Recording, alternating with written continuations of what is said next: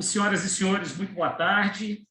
Meu nome é José Edson Cunha, atuo na área de Previdência Complementar nos últimos 27 anos, de forma ininterrupta, seja no governo, seja na iniciativa privada, como se estivesse me preparando para esses eventos aqui da Previdal. Estou aqui para lhes dar as boas-vindas, no segundo encontro nacional da Previdal. Eu, desde já, agradeço o honroso convite para mediar esse importante e oportuno evento, ocasião em que já registro a honra, o prazer de interagir com a família Previdal. Neste início de tarde, nós temos, de fato, uma agenda muito rica.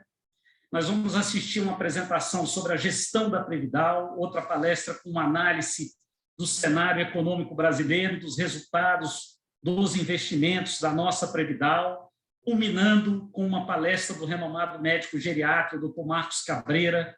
Portanto, fiquem ligados aqui conosco. Inicialmente, eu gostaria de interagir com vocês, registrando que recebemos de forma muito honrosa uma mensagem de boas-vindas do presidente da DAO para a América Latina e presidente do Conselho Deliberativo da Previdal, o senhor Javier Constante, que desejou a todos um proveitoso evento. E nessa mensagem, o nosso presidente ele destacou o momento conturbado que temos vivido, oriundo de uma crise financeira global sem precedentes, mas crise financeira essa vis-à-vis a robustez da governança corporativa da Previdal e de sua eficiente gestão de investimentos. Isso é muito importante a gente colocar, a gente ter, vamos dizer, uma segurança num momento tão conturbado. E, certamente, essa robustez da Previdal, citada pelo nosso presidente, ela é muito importante no enfrentamento dos desafios deste cenário que nós vamos aqui debater ao longo dos próximos minutos. Então, em nome da organização do evento, eu agradeço as boas-vindas do senhor Javier, desejando muito sucesso na condução da companhia e do Conselho Deliberativo da Previdal. Para dar início ao nosso evento, eu gostaria de apresentar aqui os gestores da Previdal. Aliás, senhoras e senhores, a diretoria, se quiserem aparecer na tela para cumprimentar o nosso público, nós temos os diretores, o Denis, o Gustavo, a Patrícia, a Natália, a Vanderly. Então, é uma honra estar interagindo aqui com vocês, além dos supergestores Fábio Saraiva e Kátia Dias. Então, para mim, é de fato uma honra estar aqui com vocês. É importante registrar que você que está assistindo aqui o nosso webinar, você pode interagir conosco com perguntas, críticas, sugestões, através do nosso chat, que está aí no meio da sua tela, na parte de baixo da sua tela, uma tecla Q&A. Aquelas perguntas que não forem respondidas ao longo do nosso evento serão respondidas por meio dos canais de comunicação da entidade, que o Fábio Saraiva vai falar aqui na palestra dele. Então, nós vamos tentar responder aqui. Aquilo que a gente não responder, a equipe da Previdal vai preparar com muito carinho uma resposta para vocês. Este evento está sendo gravado, é importante a gente colocar isso para vocês, para que aqueles que não puderem assistir hoje, chegarem atrasados ou tiverem que se desconectar mais cedo para atender algum chamamento, algum compromisso, possam assistir o evento no momento em que eles for mais conveniente, aí no conforto do seu lar, por meio do canal do YouTube da Previdal. Então, é importante aí a sua participação e também aquele que tiver que sair mais cedo, nós entendemos, assista depois essas palestras que são bastante oportunas. Pessoal, antes de tratarmos especificamente da Previdal, é importante uma breve contextualização, as últimas transformações que nós temos vivenciado e que impactam em administração de planos de previdência. Particularmente, eu gosto muito de fazer uma analogia entre um voo longo e o planejamento previdenciário de um cidadão. Todo voo longo, é importante que ele tenha, assim, a gente saber que nós temos momentos de turbulência e, muito provavelmente, tenhamos que mudar a estratégia desse voo. O plano original de voo rumo à sua aposentadoria, sim, ele vem sofrendo transformações desde que você montou lá atrás. Nós temos, naturalmente, o aumento da longevidade, que nós já falamos aqui em outras ocasiões para esse público. A expectativa de vida cresce de 3 a 4 meses ao ano no planeta. Tivemos uma redução aí de por volta de 2 anos e meio nesses 2 anos, mas a curva no longo prazo continua ascendente.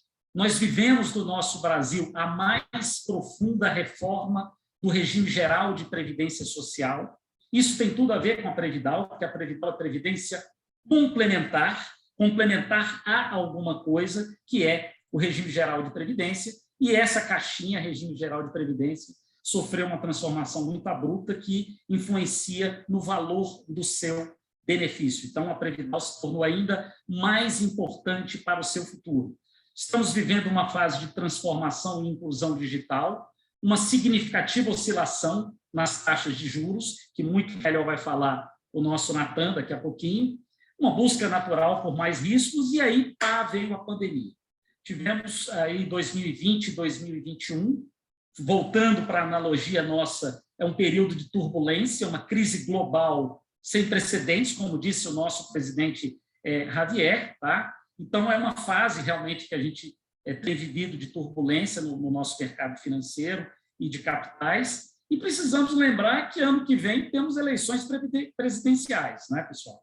Então, esse período de turbulência deve permanecer de uma forma diferente também para o ano que vem. Então, precisamos ser, de fato, resilientes com esse cenário todo. Eu quero só fazer uma reflexão, eu quero que vocês imaginem que todas essas transformações e esse cenário desafiador, imagina como é que está a vida de quem não tem plano de saúde e não tem plano de previdência.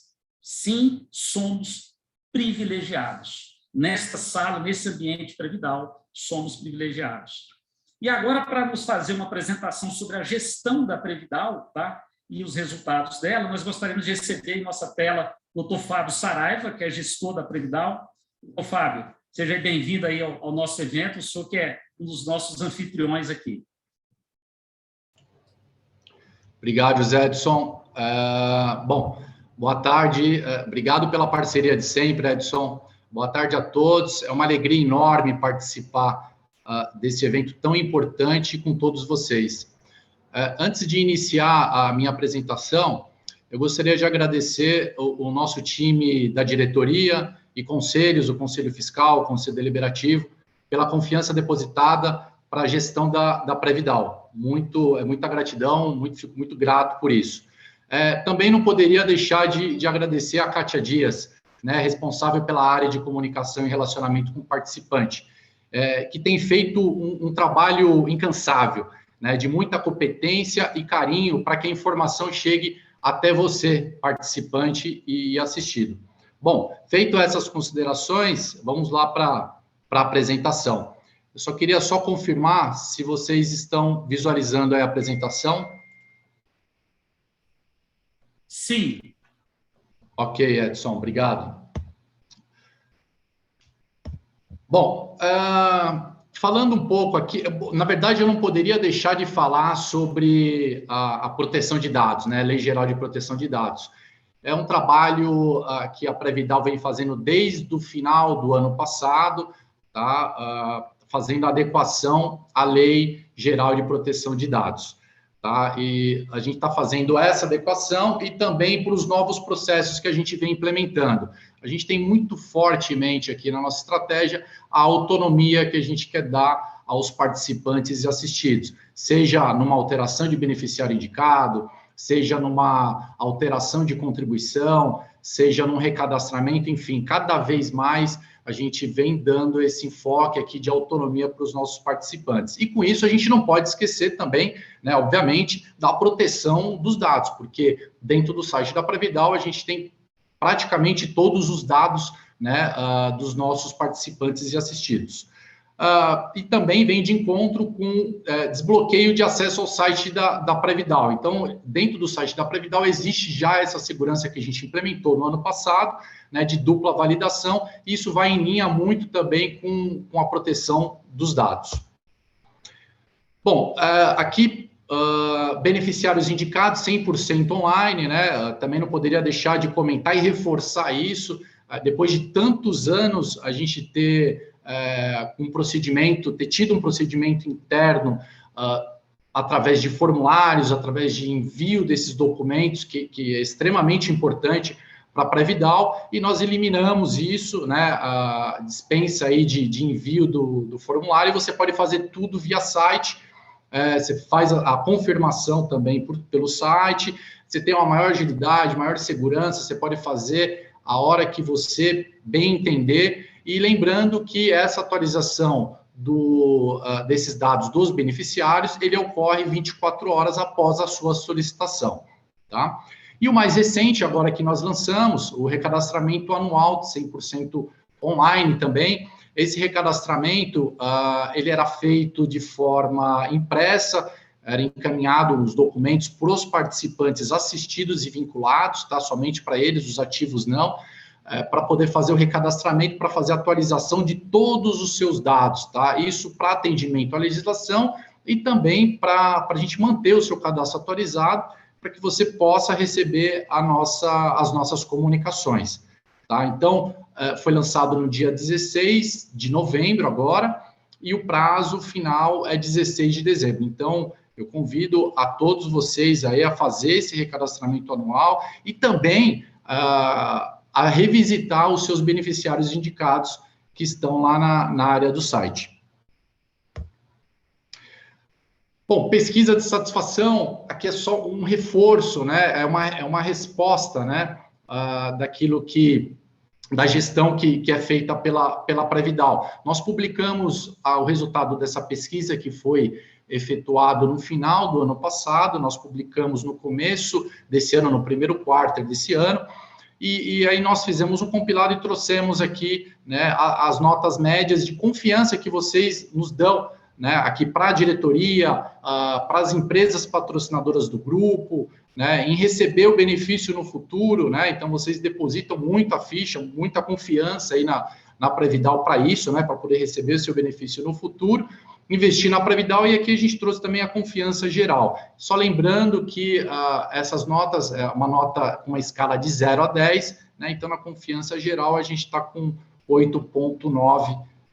Isso foi feito por uma pesquisa, um instituto que se chama um Instituto de Pesquisa Acerte, e ele fez de forma independente, tá? É sempre bom a gente reforçar isso, não teve qualquer envolvimento da Previdal nos resultados, na apuração, na compilação desses dados. Eles simplesmente vieram na Previdal para poder apresentar os resultados. Então, isso é um ponto bem positivo, que a gente gostaria de ressaltar esse ponto, apesar de a gente já ter feito essa divulgação lá atrás. Atendimento humanizado, né? Aqui é um dado estatístico, tá? Para conhecimento também aqui de vocês, e transparência, de janeiro a junho, e aí já falando dentro do escopo da nova central de atendimento, lembrando que nós alteramos a nossa central de atendimento, reformulamos tudo no mês de dezembro do ano passado. Então, de janeiro a junho, a gente está com 1.600 atendimentos, em média, aí no mês, está dando 260, 270 atendimentos, e que o mais importante aqui, que eu acho que era uma deficiência também que tínhamos, e enxergamos isso, e identificamos também isso na pesquisa de satisfação, né, mencionada por vocês. 85% das ligações, elas são atendidas em 30 segundos. O que significa isso? Que não há uma espera para que você possa ser atendido, uma espera mais do que 1 minuto, né? Então, em 30 segundos, 85% das ligações são atendidas. E um outro ponto também relevante aqui nessa gestão, que é feita aqui da central de atendimento, é que quase 90%, né, 90% de qualidade que nós temos. O que significa isso? Que em torno de 8 a 10 monitorias são feitas no mês. Tá? O que são essas monitorias? São ligações que ficam gravadas, e essas ligações, elas são revisitadas para poder ver se há alguma melhoria dentro desse processo, ou algum direcionamento que a gente tenha que dar para a central de atendimento. E aqui, por fim, planejamento tributário anual. Nós prezamos muito aqui, né, pelo planejamento tributário, e a gente dissemina bastante essa informação. Então, o que nós fizemos esse ano? Reformulamos o simulador de incentivo fiscal. Ele já existia, mas a gente deixou ele mais robusto, com uma carinha nova, então ele está mais amigável, né? Então ele está mais simples de usar, ele está disponível na área aberta do site, no mesmo local que tinha o anterior, está lá simulador fiscal. Fizemos também uma cartilha de planejamento tributário, né? Um passo a passo para você identificar todas as suas despesas dedutíveis, né? E inclusive o quanto que você teria que fazer de contribuição. Aí a gente está falando do participante ativo, quanto você deveria fazer de contribuição para poder se utilizar do benefício fiscal de até 12% da renda bruta.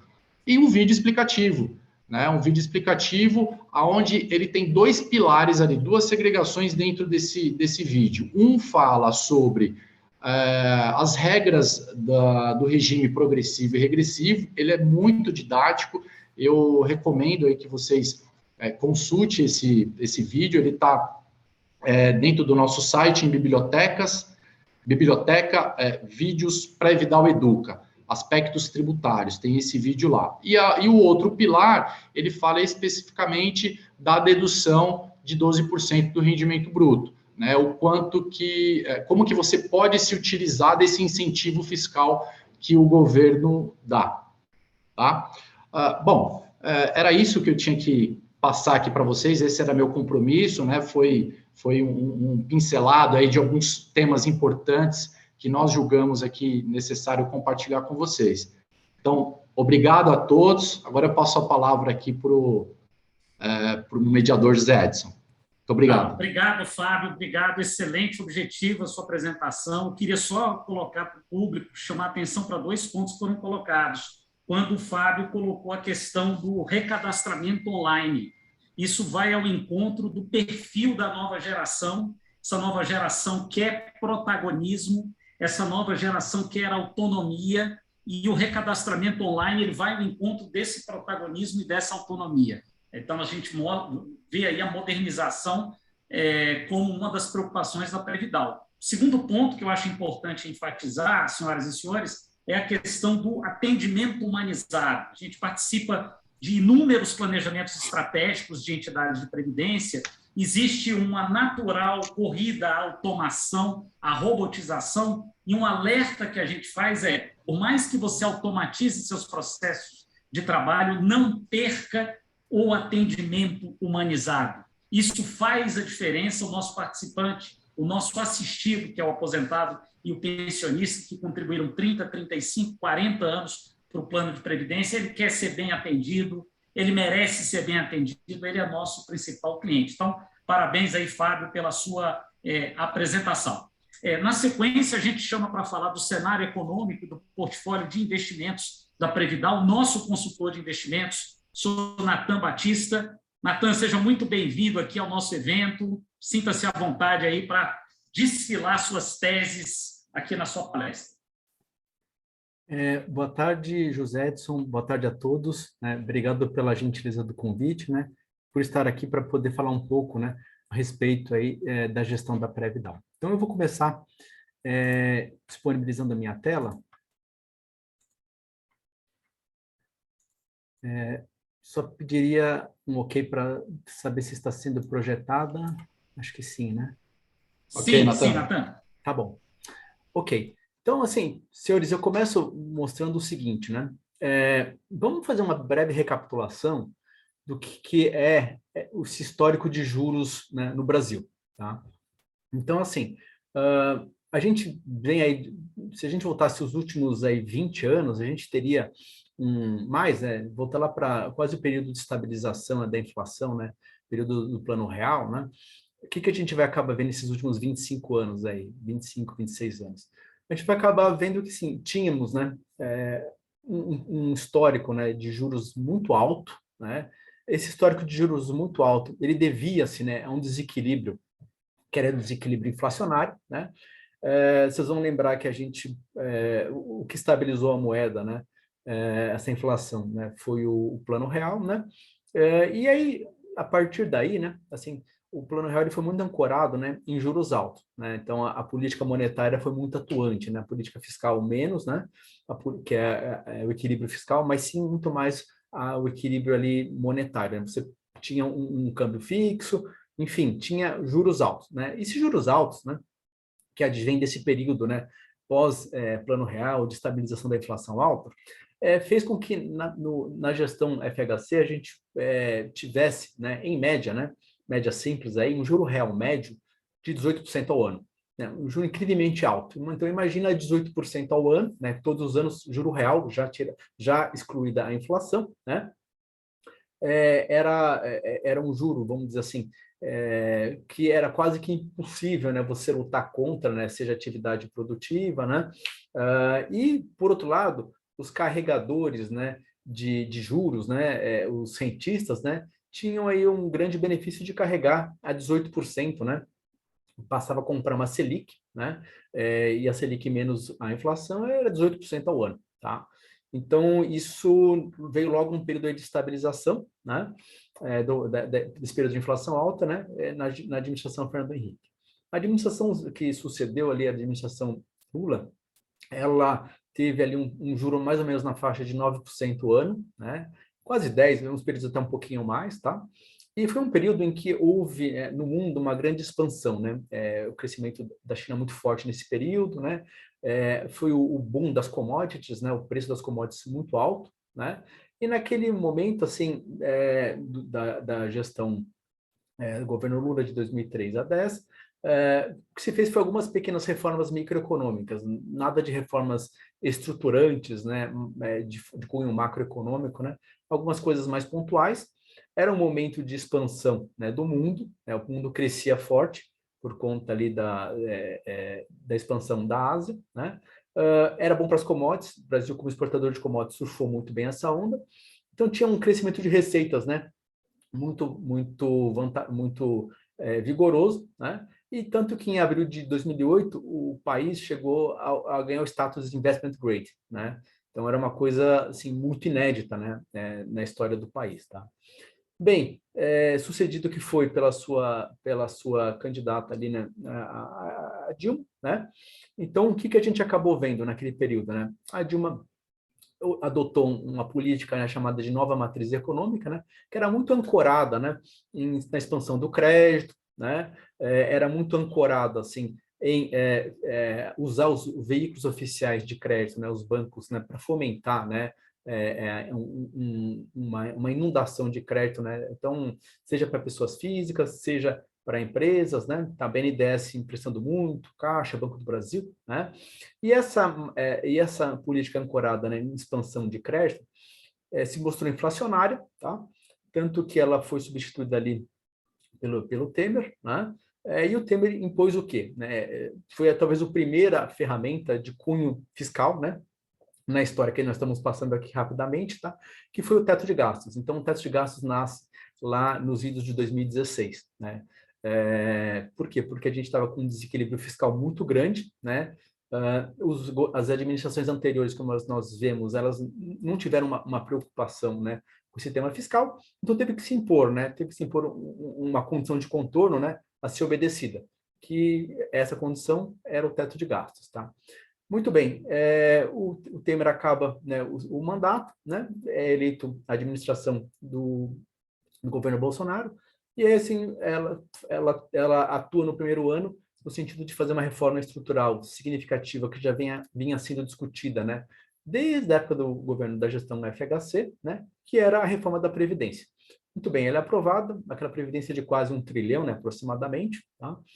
Então, foi um encaminhamento, né, também de política fiscal, na medida que era um grande gasto, né, da economia, né, da união do país, e com isso a gente viu que foi o segundo sinal, né, de política, de ferramenta fiscal, que foi o teto de gastos, né? Além do teto de gastos foi o primeiro, desculpa, o segundo foi aqui a reforma da Previdência, que encadeou, né, que ordenou um pouco a questão de gastos, de despesas, né? O teto era uma condição de contorno, a reforma da Previdência já é um encadeamento, né, de quanto você pretende gastar, né, ao longo do tempo. Então, com isso, a taxa de juros veio cedendo, tá? E, claro, veio a pandemia, né? No ano passado, que derrubou a taxa de juros, né? Derrubou fortemente, até num contexto ali de imaginar que o mundo teria que meio que indo para uma estagnação, né? Tá? Muito bem. Eu acho que o que a gente nota aqui, fiz essa reprise aqui rápida, tá? Mas o que a gente nota aqui é o seguinte: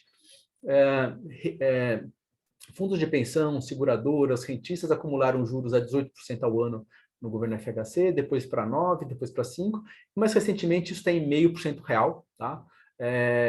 Se a gente medir esse período do governo Bolsonaro está mais ou menos em 0,5% real. Então vejam a dificuldade, né? Acho que esse é o tema agora, pessoal. Vejam, senhores, a dificuldade de se fazer gestão, né, de um plano de benefícios, né, ao longo desses últimos 25 anos, na medida em que o juro foi decaindo, né, foi se aproximando de um patamar mais razoável com o que é parâmetro lá fora, né, parâmetro de juros, né, internacionais, tá? Então, nesse sentido, compete para os planos de previdência, para as entidades de previdência complementar, construir macroalocações, né, em que pese macroalocações para o seu portfólio de ativos, em que pese a redução da taxa de juros permita, né, que o pagamento de benefícios ao longo dos anos, né, assim, case com a expectativa de recebimento dos seus participantes, tá? Vale só notar que, assim, porque para o ano que vem a Selic projeta, né, a Selic estimada pelo mercado do relatório Focus projeta uma Selic na faixa de mais ou menos ali 11%, tem gente que tem uma distinção de mercado, né, que pode ser 10, pode ser 11, 11,25, né, para uma inflação que talvez seja na faixa de 5, 5,5, né. Resumidamente, a gente teria, para o ano que vem, um juro real, né, CDI menos Selic, caminhando para a faixa de talvez 4,5%, 5%, 4,5%, né, mas de forma transitória, de forma temporária. Por quê? Porque esse juro visa, né, combater essa dinâmica da inflação, tá? E aí, se a gente imaginar qual que é o juro de equilíbrio hoje para o Brasil, a literatura chama isso de juro real, né? Juro real neutro, que é um juro que ele é benéfico, né, para o crescimento, para o PIB, né, sem gerar inflação, tá? Esse juro, o Banco Central, né, o Ministério da Economia estima na faixa de mais ou menos 2,5 real. Então, hoje nós temos um juro que caminha na faixa de 0,5% real. O juro neutro, né, calculado para o Brasil é mais ou menos 2,5 real, é o que deveria ser, né? E ano que vem vai estar um pouco acima disso. Quanto? 4, 4,5, pode ser um pouco mais, um pouco menos, tá? Mas retornando no ano posterior, né, em 23, retornando, né, para o que seria mais ou menos ali esses 2,5 real. Então tem um pouco dessa transição futura, né, que se espera para a Selic, tá? Dado isso, senhores, a gente passa para o seguinte, né, eu volto ao tema. Como é que pode, né? Qual que a ferramental que um plano de previdência tem que usar, né? Que ele deve sacar, qual que é a tecnicalidade que ele tem que usar para o quê? Para poder construir uma carteira de ativos que ela reflita, né, uma integração entre esse fluxo de caixa a pagar, né, que são os benefícios dos seus participantes, vis-à-vis o quê? A sua carteira de ativos, tá? Então, é um equilíbrio contínuo, né, um equilíbrio continuado, né, que as entidades buscam, tá? E aí, para isso, a gente usa uma técnica que a nomenclatura, né, dessa técnica chama-se ALM, né, que vem do inglês, né, que é o Asset Liability Management, que é uma gestão integrada entre esses ativos e passivos, tá? Essa técnica, ela visa o quê? Mitigar, diminuir riscos, né, que são riscos de descasamento, né? Descasamento entre o quê? Entre o ativo que nós temos, tá? E o fluxo de caixa a pagar, tá? É claro que a gente faz essa macroalocação, né? Considerando, né, todo o fluxo de caixa das entidades, da Previdal, por exemplo, tá? No entanto, a cada 2 anos a gente faz uma revisitação, né? Revê, né, o fluxo de caixa a pagar, revê os nossos ativos e recalcula, ressimula, né, qual que seria a macroalocação futura. Então, a cada 2 anos sempre nós vamos estendendo, né, essa janela, né, de construção de uma carteira, né, eficiente. Eficiente em que sentido? É a carteira que paga o nosso fluxo de caixa e atende, né, ao retorno de longo prazo, tá? Então, isso. Acho que a gestão de um plano de benefícios é essa, integrar, né, essas duas realidades, se valendo de uma técnica, se valendo de uma metodologia reconhecida, tá? Muito bem. E como é que a gente faz isso, né? Então, primeiro ponto, a gente primeiro precisa, né, entender qual que é o nosso plano de benefício. Nosso plano de benefício é um plano de, como eu digo aqui no canto, né, esquerdo da folha, né, do slide, é um plano de contribuição definido, né? Então, a gente, a partir da base, né, de participantes do plano, de forma customizada, de forma bem particular, né, calcula, né, essa ideia, né, essa ideia não, melhor dizendo, calcula qual que é exatamente, né, a necessidade requerida de liquidez ao longo dos próximos anos, tá? Para toda a massa de participantes, participantes que vão entrar em benefício, participantes que já estão em benefício, enfim, calcula qual que vai ser toda essa necessidade de fluxo ao longo do tempo, tá? Estimamos, né, a partir daí, qual que seria a taxa de retorno, né, alvo para essa carteira de ativos, tá? E aí nós usamos algumas classes de ativo para fazer, né, essa combinação, tá? Então, assim, é um equilíbrio novamente, né, sempre entre o que eu tenho a pagar, o que eu tenho de ativos, tá? E construindo, né, um mix ótimo entre as classes de ativo. Então, a gente pode construir esse mix ótimo, né, usando um pouco mais de renda variável, né, um pouco menos de renda fixa, podemos ter ativos ligados à inflação, né, e claro que assim, a combinação ótima, a combinação eficiente vai ser a combinação que consegue, né, atingir o retorno esperado, né, o parâmetro de retorno esperado para a carteira, pagando esse fluxo de caixa e, claro, né, dentro de um orçamento de risco aceitável, né? Então, é esse, vamos dizer assim, o desenrolar, né, do trabalho de construção dessa alocação eficiente para o portfólio da Previdal. Para a gente tangibilizar, colocar em números, esse é a estimativa, né, particular aqui da Previdal, né? A gente calcula qual que vai ser o fluxo de caixa a pagar. Então, essa é uma visão bem particular da entidade, tá? E aí, esse fluxo se mostra crescente ao longo dos anos, como a gente pode ver na tela, tá? Então, ou seja, a gente tem que, né, montar uma carteira, né, de modo que a gente possa gerar retornos incrementais e sempre, né, pagar esse fluxo de caixa que está preconizado aí para a entidade, que está descrito em tela, tá? Esse fluxo, né, é a parte que a gente chama do apagar. A parte dos ativos, aí eu coloco na tela, né, mudo um pouco a minha tela, para mostrar o quê? A parte dos ativos que fazem parte da nossa carteira, né? Como vocês podem ver, pintei em amarelinho, né, ali, para ficar um pouco mais destacado, ativos que nós temos em carteira hoje, né? É uma parte dos ativos, tá? A gente tem bem mais ativos, mas é uma parte dos ativos que nós temos em carteira. E vocês podem ver que são ativos que vencem lá em 2055, 2050, 2045, tá? 2030. Esses que não estão pintados de amarelo são ativos ligados à inflação, né? Que fazem parte dos nossos gestores. Os gestores também operam inflação, sim, mas de forma, inflação que a gente chama de com vencimento mais curto, aqui no caso até 28, tá? E de 30 em diante, 2030, 2040, 50, 55, são ativos que estão na nossa carteira de ALM, ou seja, a carteira que ela combina, né, de forma integrada, uma alocação eficiente que pague esse passivo, tá? Então, essa gestão integrada que a gente tem, que é a gestão do ALM, é o que a gente vê, em parte, né, nessa tela aqui, com esses papéis que têm esses vencimentos um pouco mais longos, de 30 a 55. Vale destacar, né, que esses papéis são papéis que pagam um juro real mais inflação, tá? E nós estamos, nós usamos até só um pequeno parênteses, usamos o momento desse ano aqui, né, em que as taxas de juros, né, subiram um pouco mais, até para comprar um pouco mais desses ativos, né, que pagam, como eu falei, inflação, né, mais um juro real, e no caso nós conseguimos até esse ano comprar ativos com juros reais superiores à nossa meta de retorno, ou seja, a gente conseguiu gerar um excedente positivo para a carteira ao longo desse ano, né, e adequando um pouco mais, né, o nosso ativo ao nosso fluxo de caixa a pagar. Tá? Bem, vale notar que, assim, para a gente fazer essa gestão integrada, né, a gente se vale não só dos ativos ligados à inflação, né, outros ativos de renda fixa, também ativos de renda variável, como eu coloco aqui, né, ativos que a gente chama segmento estruturado e ativos que nós chamamos de investimentos no exterior. Tá? São 4 grandes grupos, né, de ativos que nós temos, né, a possibilidade, né, de alocação e alocamos, tá? São 4, na verdade, são 6 grandes grupos, mas 4 é o que interessa, né?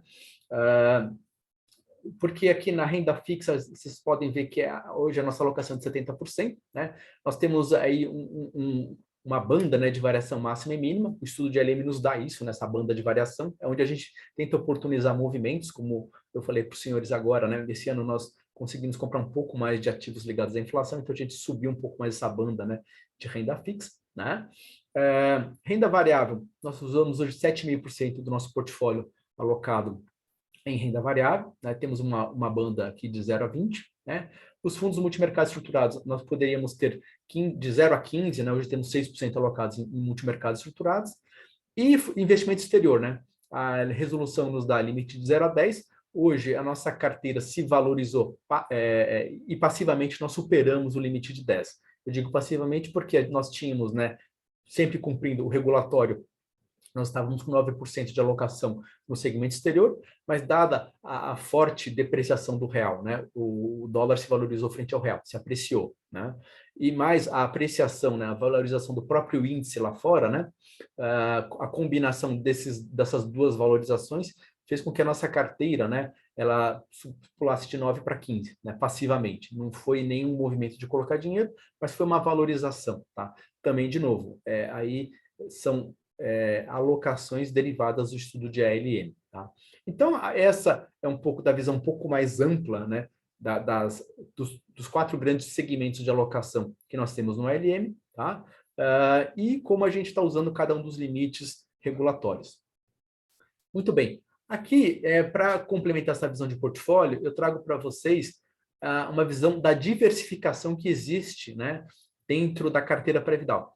Então, como a gente pode ver, né, nós temos na parte de renda fixa, nós temos liquidez, né, ou seja, 17% da nossa carteira associada à liquidez, tá? Uma pequena parcela de ativos pré-fixados, ativos ligados a crédito bancário, não bancário, também renda fixa, tá? Os títulos de inflação de até 5 anos, de 5 a 25, e depois de mais de 25 anos, tá? Ou seja, esses 3 setores aqui da pizza são setores ligados à inflação, investimento exterior, tá? E a bolsa local, né? Isso é toda a nossa diversificação de uma forma um pouco mais granular, tá? Da carteira da Previdal. Bem, se a gente quiser pensar nos grandes grupos, o grupo renda fixa, liquidez, CDI mais pré-fixado é quase 39, né? O grupo inflação, curta, média, longa, é quase 37, e o grupo exposição à bolsa, equities, né, seja local, seja offshore, exterior, é 24. Esses estão os 3 grandes grupos, né, numa visão um pouco mais rasa. Tá? Bem, agora a gente para um pouquinho, né, e faz uma seguinte leitura. Tá? Em 21, se nós pegássemos, aqui eu trago 2 comparativos para os senhores, tá? Em 2021, se a gente pegasse o primeiro dia do ano até agora, o que a gente ia ver? Tá? A gente ia ver que, esse slide aqui do lado esquerdo, a gente ia ver que num gráfico de retorno, né, esse é o eixo Y, retorno, e risco, o eixo X aqui, volatilidade, o que a gente ia ver? A gente ia ver que é uma foto um pouco desfocada. O que eu quero dizer com desfocada? Desfocada porque é uma foto que ela mostra que o prêmio, né, que classes que tem um pouco mais de risco, né, classe de ativo que tem um pouco mais de risco de volatilidade inerente, né, tem que pagar um pouco mais de prêmio, né? Hoje essa foto é um pouco desfocada, então é o inverso. Então a gente vê o seguinte, né? Bolsa, né, caindo no ano, né? Isso vale para o nosso mandato de renda fixa, ativa, renda variável ativa e renda variável passiva, tá? A gente vê o nosso mandato de ALM, né? Esse MAB5+, ele reflete o nosso mandato de ALM, performando -6, né, ao longo desse ano, tá? E esse -6, só para explicar, os ativos que nós compramos, como eu falei no começo da conversa, né, pagam juros acima da nossa meta de retorno. No entanto, por um efeito marcação ao mercado, ou seja, é uma reprecificação diária desses preços desses ativos, tá? O preço ele cai. No entanto, né, como eu estou carregando o título, né, até o seu vencimento, eu vou fazer jus àquele prêmio pelo qual eu paguei quando adquiri o título. O Tesouro vai me pagar, né, aquele prêmio pelo qual eu adquiri na aquisição do papel. Mas ao longo do dia a dia, né, hoje, amanhã, depois, ele pode variar. Mas no vencimento ele sobe, né, ele volta, né, o Tesouro me paga aquilo que está contratado. Tá? Então, para a gente só explicar um porquê, né, um ativo de renda fixa, né, ele está hoje rentabilizando -6. Por que está desvalorizado? né? É uma questão de marcação a mercado, é uma questão pontual, né, do preço que o mercado, cada vez mais a taxa de juros sobe, né, então o preço do papel ele cai, né, é uma tecnicalidade aí. No entanto, esse papel, no vencimento, o Tesouro vai me pagar o que está contratado. Esse é um fato, tá? Esse é um fato da escritura do papel, tá bom?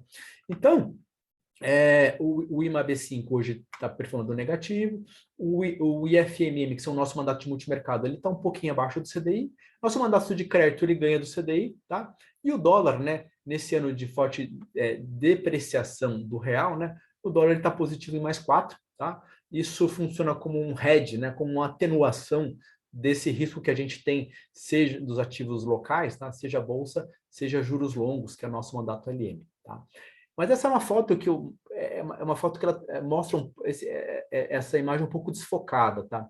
Por que eu digo isso? Porque quando a gente passa, né, na foto aqui da direita, olhar essas mesmas classes de ativo, só que num período mais estendido, né? Eu volto hoje, não para início de janeiro, eu volto hoje 3 anos atrás, tá? Então, eu volto para 3 anos e aí eu ploto, né? Qual que é o retorno e qual que é a volatilidade dessas classes de ativo? O que eu vejo? Eu vejo essa foto aqui da direita, ou seja, o CDI em 3 anos, em termos anualizados, ele está pagando 4%, né? Aí a gente vê crescendo, né? O mandato de crédito, o mandato de multimercado, o IMAB, nosso mandato de LM, ele volta a ficar positivo, né? O dólar, né? É uma classe que ela é um meio de campo, né? É um meio de campo entre ativos de mais baixo risco e mais alto risco, como a bolsa, tá? E ele serve como um hedge para a gente, né? Na medida em que ele atenua os choques, né?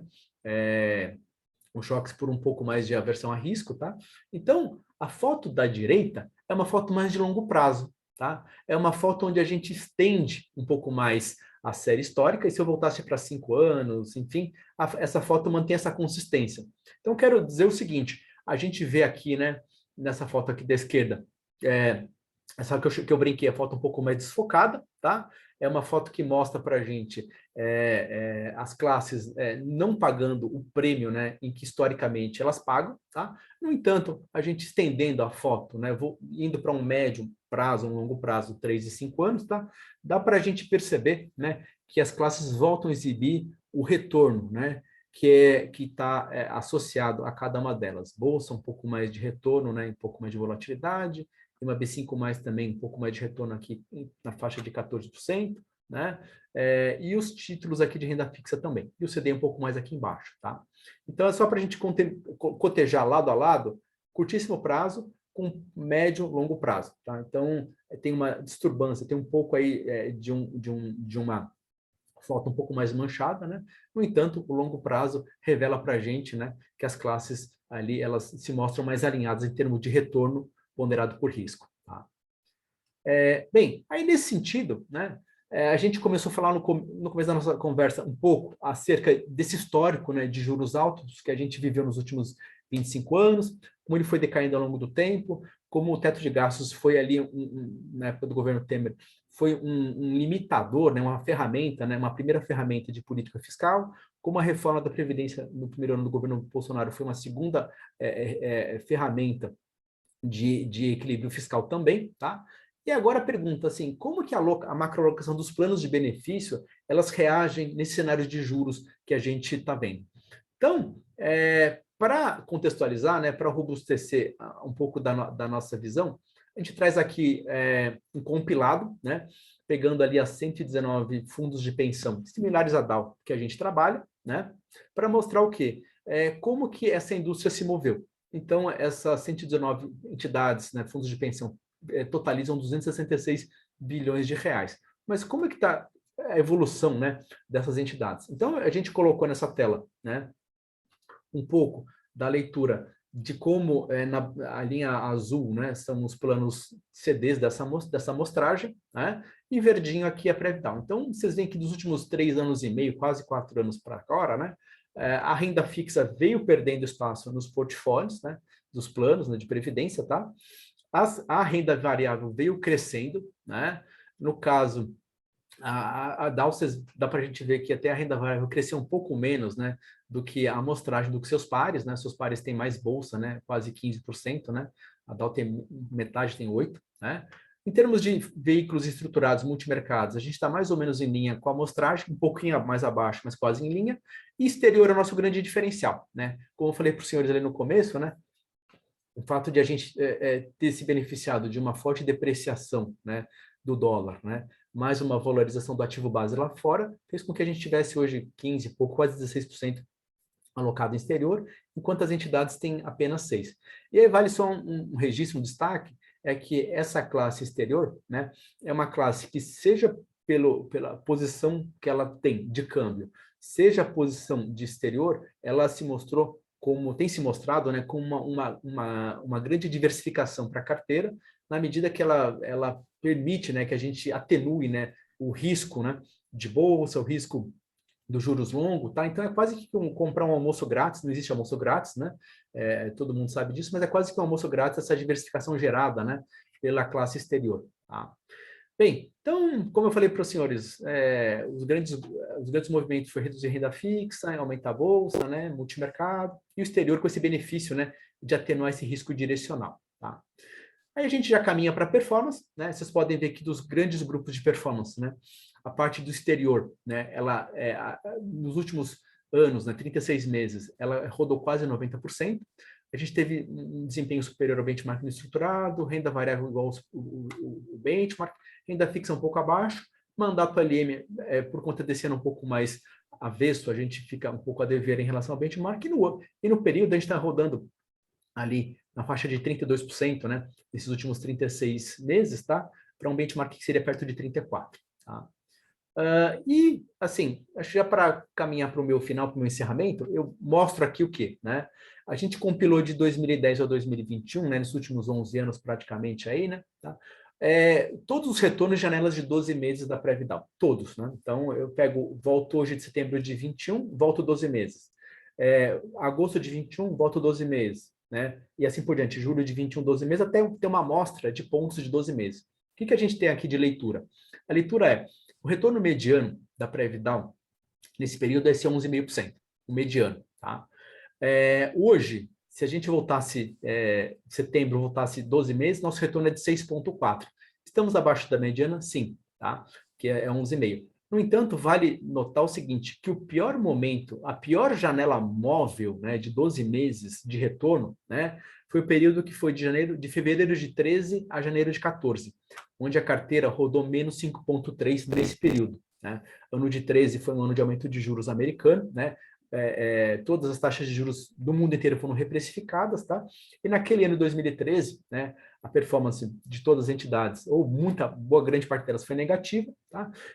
Mas, em que pese esse momento que a gente está vivendo, ele não é o pior momento da história da Prevital. A carteira está ancorada, né? Como eu mostro nesse box aqui, 50% dos registros estão aqui mais ou menos entre 7 e 15, 50% dos registros. O máximo foi 23, mas máximo é máximo, tá? Não vale se balizar. Mas 50% dos retornos estão entre 7 e aqui 15, com mediano de 11. Ou seja, a carteira está ancorada, a carteira está construída, né, para um retorno ali na faixa desses 11,5%. Hoje está um pouco abaixo da mediana, mas plenamente possível, né? E dentro do esperado que a gente retorne para o que é o nosso valor mediano de desempenho de performance, tá? Isso é dado da DAO, da Previdal mesmo, dado de retorno da carteira de vocês. Carteira essa que vem sendo construída ao longo dos anos, de novo, seguindo uma macroalocação que é ancorada no estudo de ALM, né? Dessa gestão integrada, desse balance, né, entre ativos e fluxo de caixa a pagar, tá? E aí, acho que meu último slide é esse, né? A gente vê aí outros planos de benefício de outras entidades de natureza CD, similares à DAO, tá? Onde a gente nota o seguinte, essa vertical aqui, cinzinha, tá? Ela é o quê? É a linha que divide, né, metade da amostra, em termos de risco, né, abaixo e acima, e essa outra linha cinzinha aqui, essa horizontal, ela é que divide também metade da amostra para cima e para baixo em termos de performance, tá? A gente pode ver que a DAO está em cima, né, aqui da linha mediana de retorno, tá? E um pouco abaixo aqui da linha mediana de risco, ou seja, a gente está entregando um retorno mediano em relação à amostragem, consumindo um pouco menos de orçamento de risco em relação aos nossos pares aqui, que estão dispersos nesses pontinhos todos aqui, tá? Bem, acho que é isso que eu queria mostrar para os senhores, tá? E agora eu devolvo a palavra para o nosso José Edson.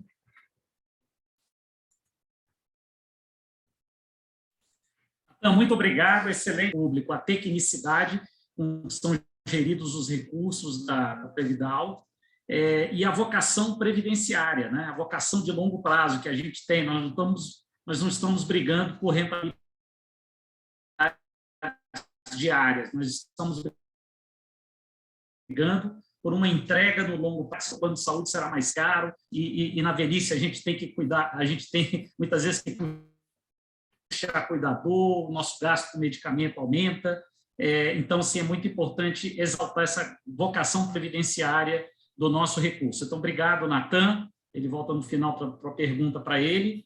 E falando em velhice, né, falando aqui em preparação para a velhice, a gente, e dando prosseguimento ao nosso encontro, eu tenho a honra de convidar aqui para desfilar aqui também na nossa tela, Dr. Marcos Cabreira. Eu sou um grande admirador das palestras do Dr. Marcos, sigo as dicas dele, o sigo no Instagram também, Dr. Marcos, ele sabe disso. Dr. Marcos, fique à vontade aqui para fazer a sua palestra, cita-se também à vontade aqui no ambiente da família Previdal. Poxa vida, que bom, que prazer estar aqui, Zé Edson, com prazer para toda a diretoria da Previdal, assisti com atenção a apresentação do Natan, fiquei animado e aprendi bastante coisa, tá certo? Muito obrigado por esse convite aí, né? De estar com vocês. Eu acho que isso vai fazer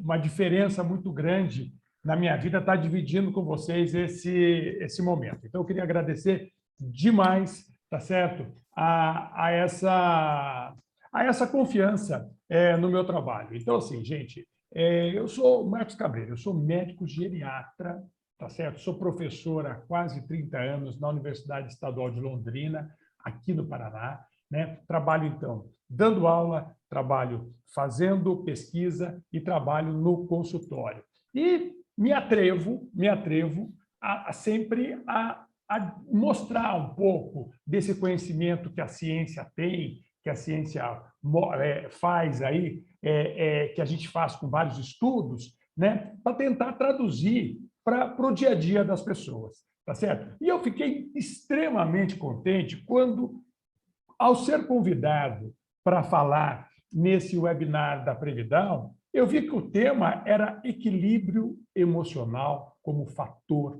de decisão. Gente, isso é extremamente importante, né? Quer dizer, que sensibilidade é essa de estar apresentando essa proposta? E aí eu vou querer focar em uma atenção, que é o equilíbrio para a proteção da saúde mental e a tomada de decisão a longo prazo.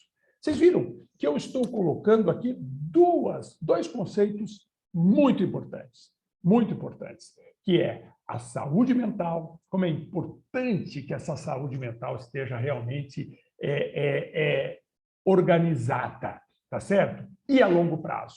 Vocês vejam que na apresentação do Natan, a gente se preocupa muito se nós vamos ter a segurança financeira, a saúde financeira, tá certo? Mas nada vai adiantar ter saúde financeira se eu não conseguir usufruir dessa vida, tá certo? Como é importante essa saúde mental. E a gente vai perceber que a saúde mental tem a ver muito com a questão do equilíbrio. Tá bom, gente? Vamos lá, então, e vamos estar discutindo. Olha só, você veja que a vida ela é cheia de desafios, com muitos desafios.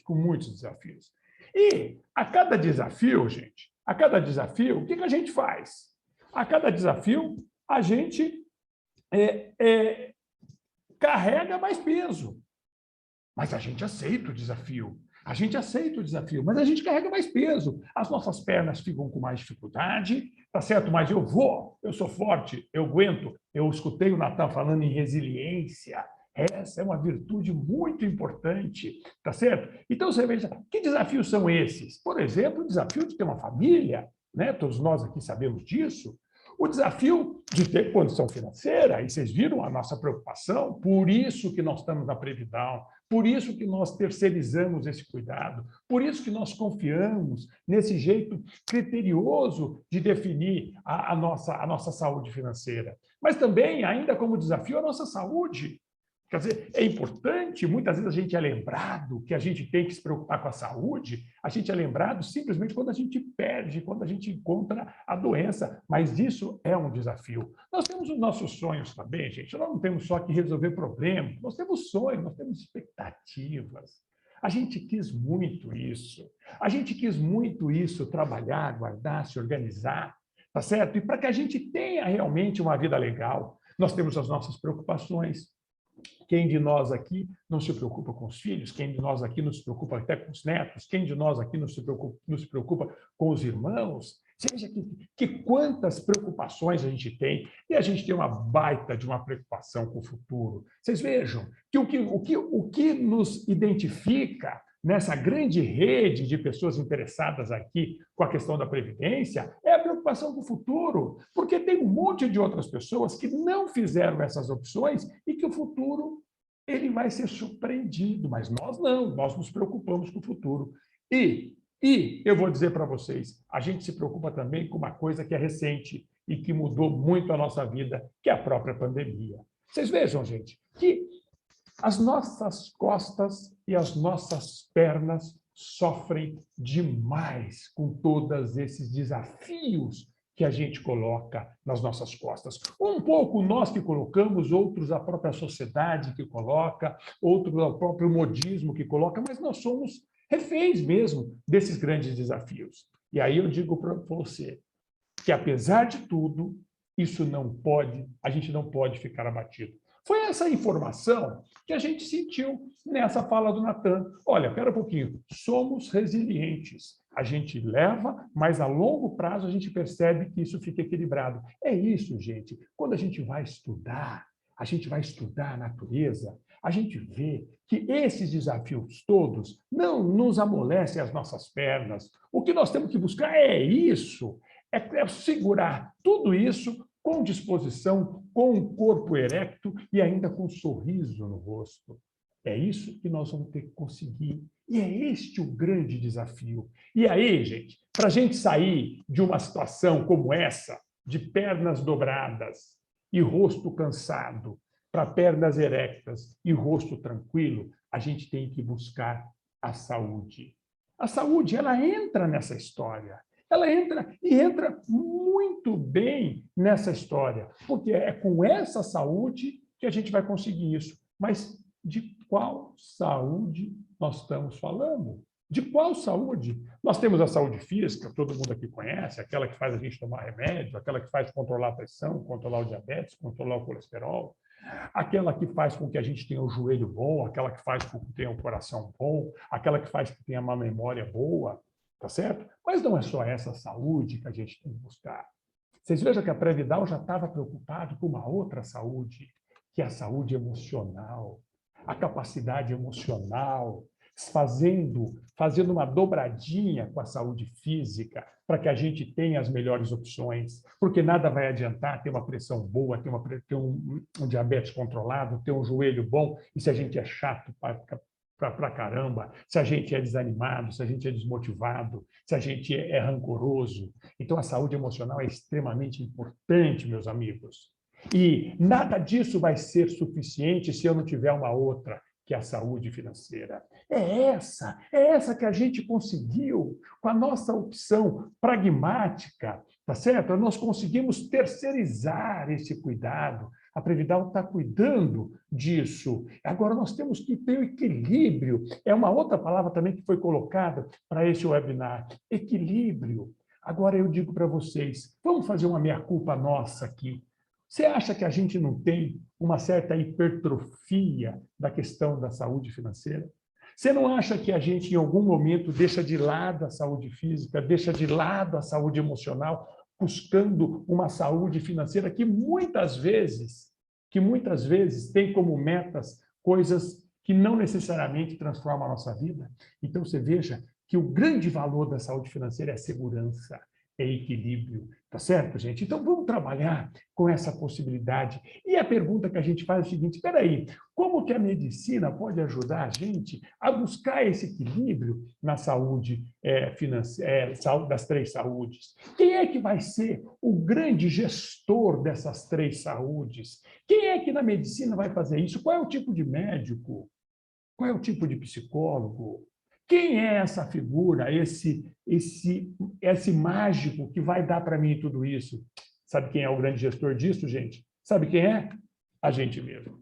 Olha lá no espelho e você vai se ver no espelho e vai dizer o seguinte, é este cara aí.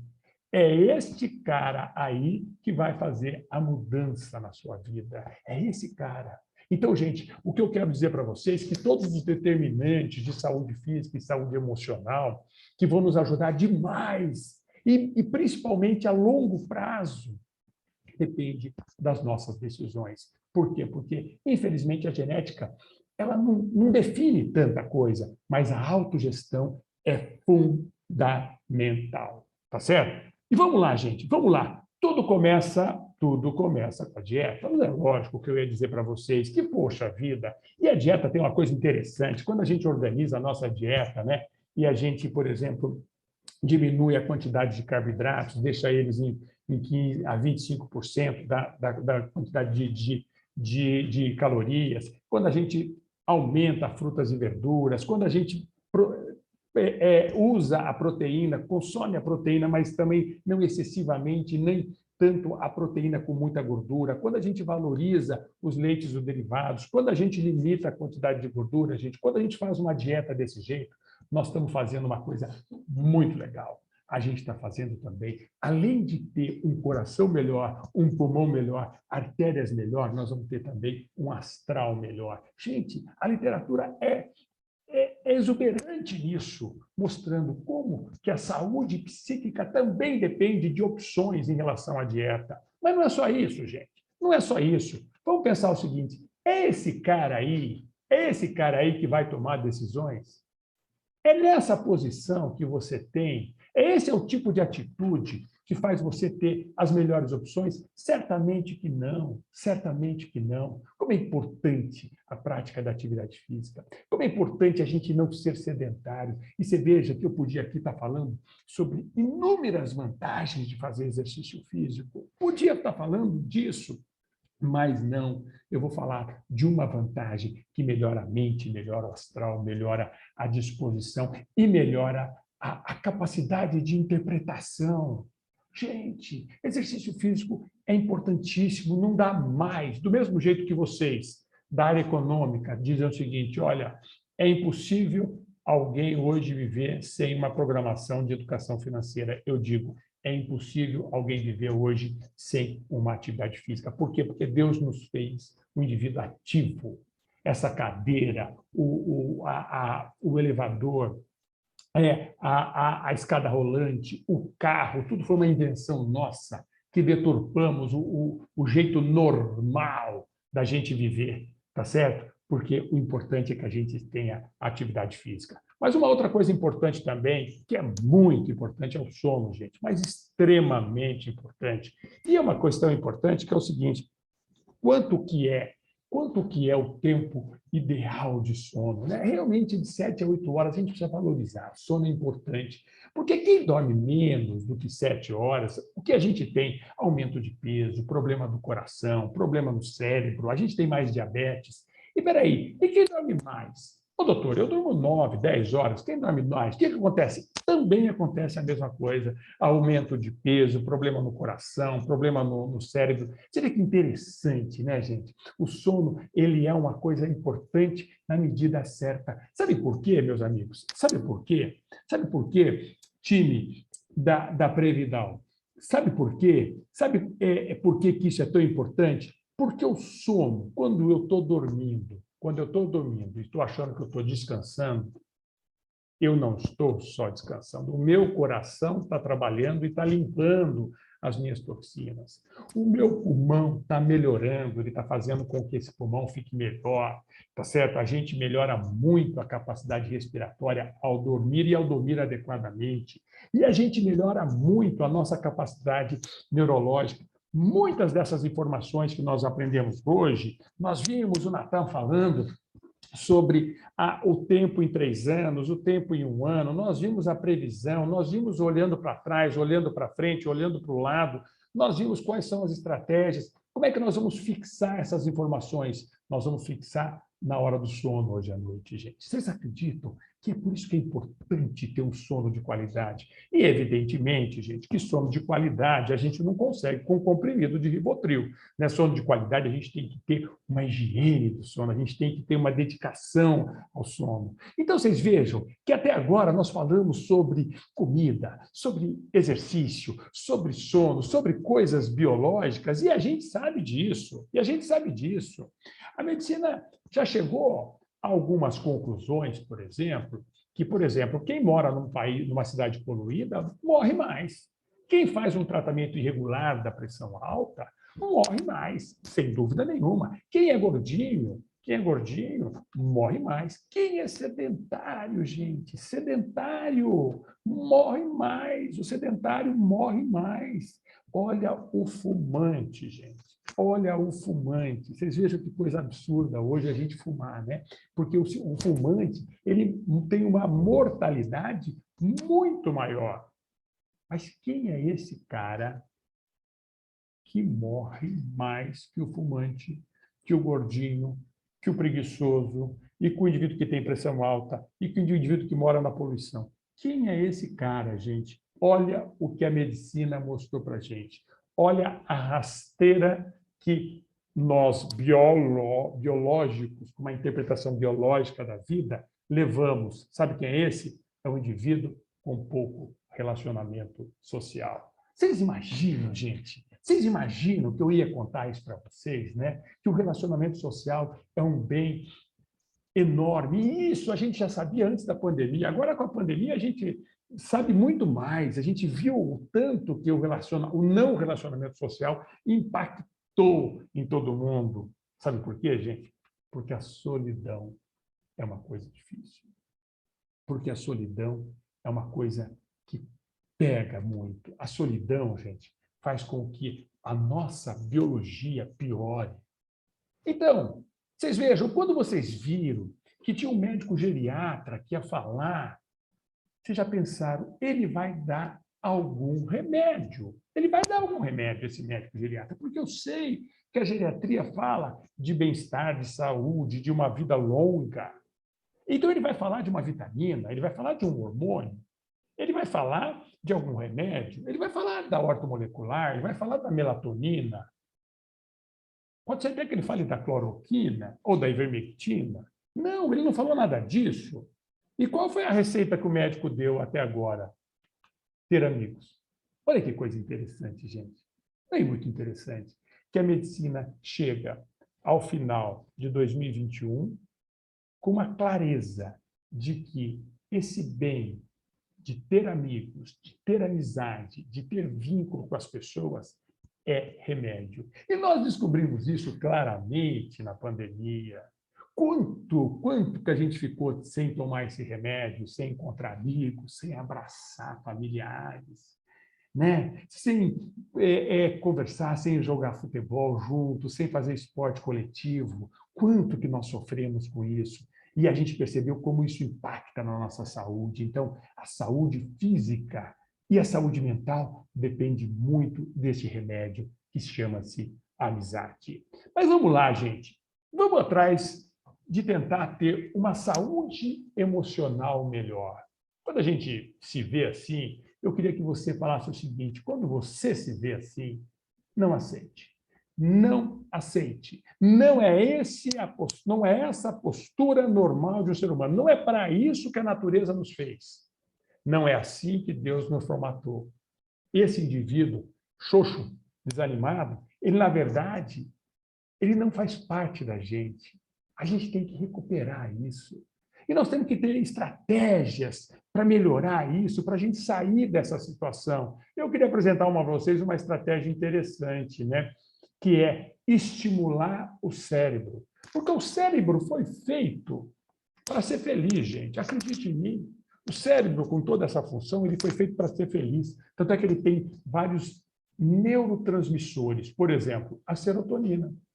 Muitos de nós aqui, né, nós estamos em mais de 90 pessoas aqui, a gente tem o uso do antidepressivo. O que o antidepressivo faz? Aumenta a serotonina. Então, a serotonina, ela faz com que a nossa cabeça fique mais animada. A própria dopamina, né? Quando eu faço uma coisa prazerosa, eu produzo dopamina.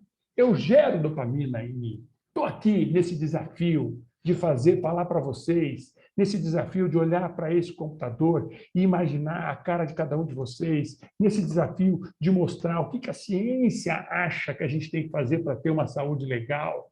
Para mim, eu estou me enchendo de dopamina. Vou sair daqui melhor nessa situação, porque o meu cérebro consegue fazer isso, o seu também, o de todos nós também.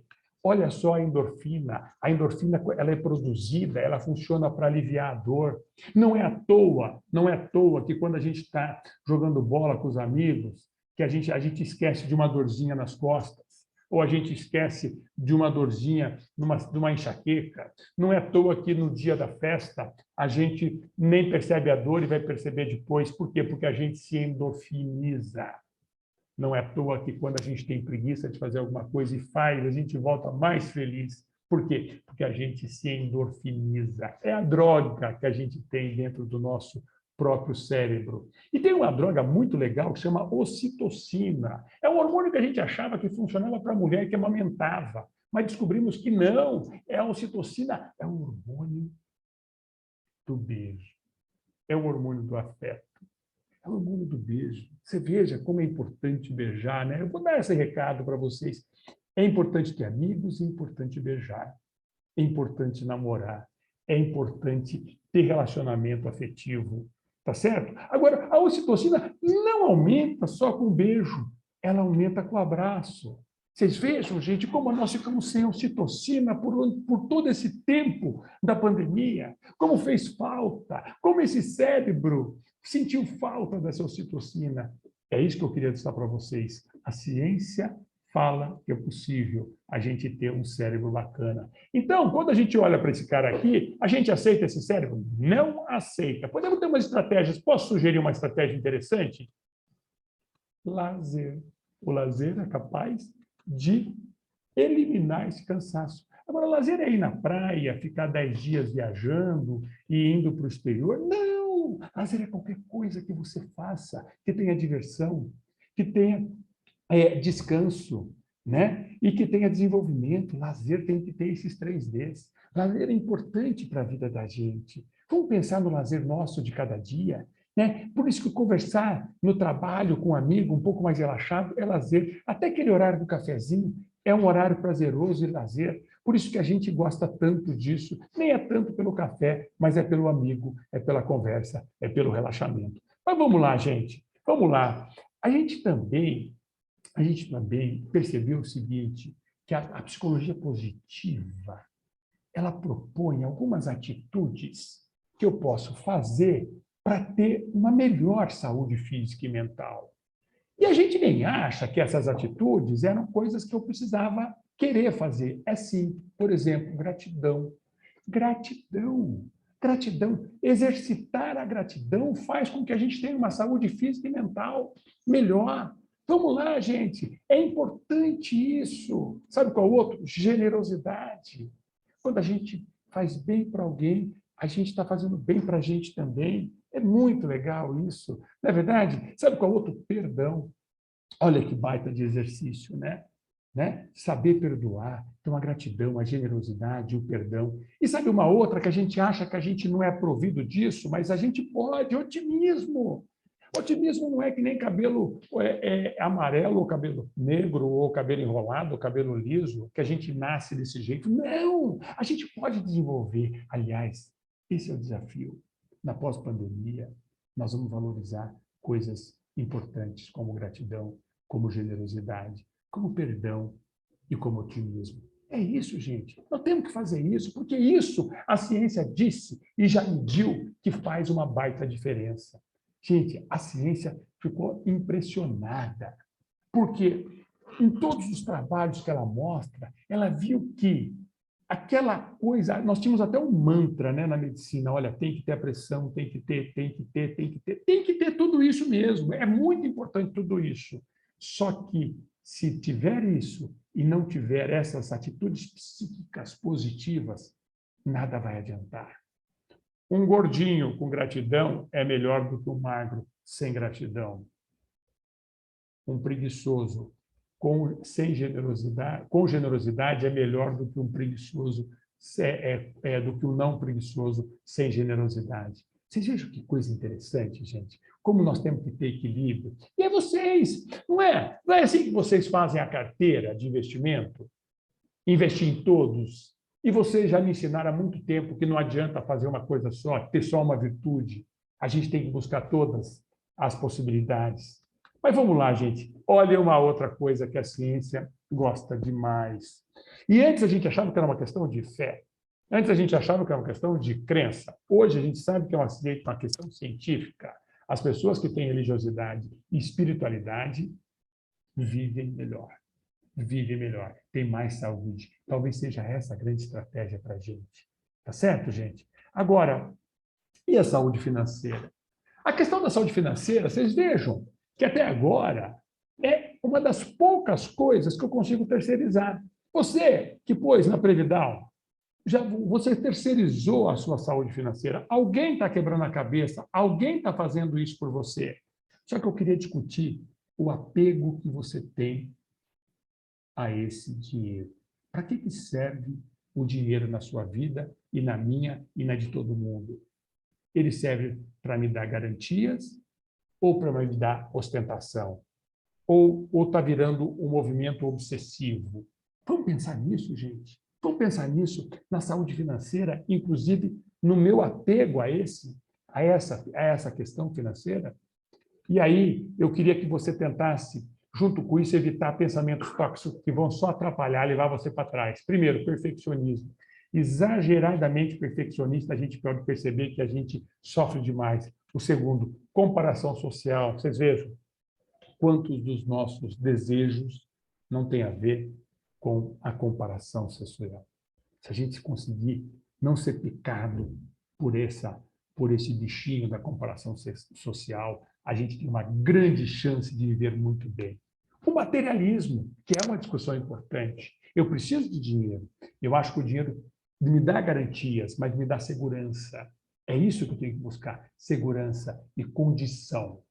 Tudo que passar disso já mostrou que ele não impacta na minha felicidade. E a maximização. Nós temos um defeito de querer sempre buscar o máximo, máximo, máximo, máximo. E muitas vezes a gente não aproveita o médio, não aproveita aquilo que a gente tem. Então, isso que a gente chama de pensamentos tóxicos.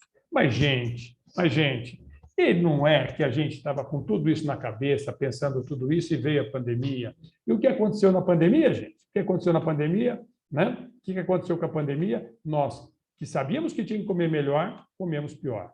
Nós sabíamos que tinha que fazer atividade, fizemos mesmo. Sabíamos que tínhamos que dormir bem, dormimos pior. E sabíamos e gostávamos de encontrar as pessoas e não encontramos. Você veja como a pandemia atrapalhou a nossa vida.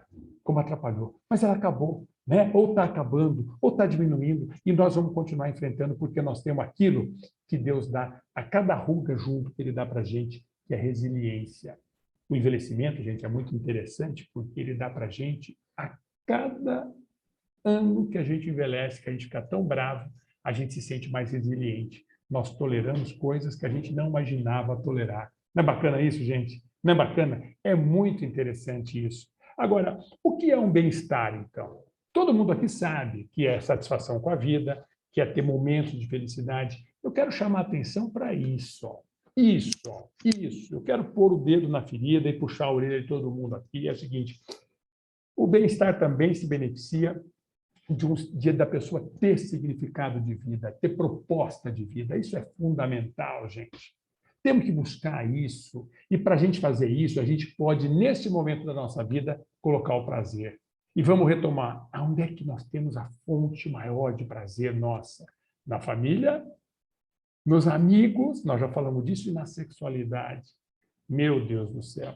E como é que nós estamos na sexualidade? Como é que está? A gente fica com a ideia que a sexualidade na maturidade, para você que tem aí 10 anos de casado, para você que tem 20 anos de casado, para você que tem já 30 anos de casado, as pessoas têm uma ideia sempre que a sexualidade ela é cor-de-rosa e tranquila e toda bonitinha, porque é isso que a gente vê nas novelas, é isso que a gente vê nos filmes, é isso que a gente vê nos WhatsApps da vida. Mas não, eu tenho que dizer para vocês que a felicidade é um pouco mais pálida. Ela tem momentos um pouco menos clamoriosos, vamos pensar assim. Em muitas situações, a gente está ali deitado com a pessoa, do nosso lado, pela pessoa que a gente escolheu, e a gente não a reconhece, ou não reconhece naquele momento. A gente chega a ter dificuldade de identificação, a gente muitas vezes chega a brigar, isso é uma coisa ruim, uma coisa que é difícil para a gente, né? É muito complicado na vida da gente, né? Mas é importante a gente buscar isso. E o que a ciência pode dizer para a gente? Vamos tentar escolher isso, olha. Existem as atitudes dos casais mais felizes e eu queria dividir com vocês isso. Se a gente fosse pensar, o que faz um casal ser mais feliz? Será que é a quantidade de amor? Será que é a tolerância? Será que é a condição financeira? Não, olha só que interessante. Algumas atitudes pequenas de casais felizes. Por exemplo, pequenas atenções no dia a dia, um olhar, um bom dia, tá certo? Um recado no WhatsApp, dá aí um recado para sua esposa que não está assistindo, manda, fala, olha, ele está falando de amor e eu pensei em você. Ele está falando em carinho, eu lembrei de você. Você vai ver que isso faz diferença para a nossa vida. Sabe uma outra coisa interessante? Lidar com os conflitos de interesse. Quer dizer, o que eu penso tem uma importância para mim, mas eu preciso fazer o equilíbrio e ver o que ela pensa. É importante isso, e a gente está juntando essas duas coisas. Como é importante, né, gente? Não é muito importante isso? Sabe uma outra coisa? Olhar e ouvir. A gente quer ser olhado e quer ser ouvido, né? A gente não consegue dar atenção para o outro. E sabe uma outra coisa muito importante? Valorizar pontos positivos. Todos nós somos um poço de defeitos, de problemas, de imperfeições. Somos imperfeitos, mas temos pontos positivos. Eu posso olhar, você fala assim, puxa vida, mas aquele cara fala muito rápido. Aquele cara, ele fala uma coisa meio esquisita, né? Aquele cara, não, mas ele, olha só, ele está falando olhando para você, isso é um ponto positivo. Ele está falando coisas que você precisa ouvir, isso é um ponto positivo. Então, você veja que no relacionamento também isso, gente. E aí, na parte sexual, isso é fundamental para que a gente consiga viver bem, viver bem. Isso é extremamente importante. E é isso que a gente tem que buscar. Nós temos que buscar uma adequação, uma coisa junto, uma coisa... essa harmonia, que é sempre um desafio. Então, gente, vamos concluir esse nosso desafio. Vamos concluir. Estamos aqui, gente. Estamos aqui, resistimos a quase 2 anos de pandemia. Estamos resistindo a uma vida difícil, um mundo que está com valores difíceis. Temos vários desafios. Eu me propus a ser um indivíduo muito bom, doutor. Está difícil. Eu vi como que eu posso fazer para que esse peso fique menor. Não é esse o objetivo nosso? Diminuir esse peso das nossas costas?